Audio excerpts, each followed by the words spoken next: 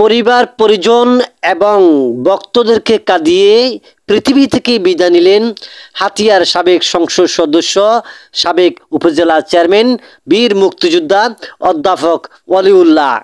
মরহুম অধ্যাপক ওয়ালিউল্লাহ সাহেবের জানাজায় হাতিয়া দ্বীপ সরকারি কলেজ মাঠে তাওহিদি জনতার ঢল।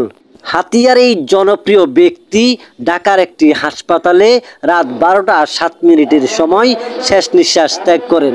আজ হাতিয়ায় মরহুমের মরদেহ পৌঁছার পর বিকেল 5টার দিকে হাতিয়া দ্বীপ সরকারি কলেজ মাঠে হাতিয়া উপজেলা প্রশাসনের পক্ষ থেকে বীর মুক্তিযোদ্ধা অধ্যাপক ওয়ালিউল্লাহকে রাষ্ট্রীয় মর্যাদায় গার্ড অফ অনার প্রদান করা হয়। এ সময় উপস্থিত ছিলেন হাতিয়ার সংসদ সদস্য, হাতিয়া উপজেলা আওয়ামী লীগের সভাপতি জনাব আলহাজ মোহাম্মদ আলী সাহেব। এ সময় মরহুমের স্মৃতিচারণ করে আত্মার মাগফিরাত কামনা করেন হাতিয়া উপজেলা সংসদ সদস্য।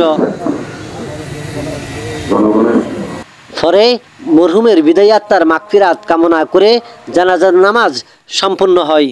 জানাজার নামাজ শেষে মরহুমের মরদেহ নিজ বাড়িতে নেওয়া হয় আর সেখানে রাষ্ট্রীয় মর্যাদায় দাফন করা হয়।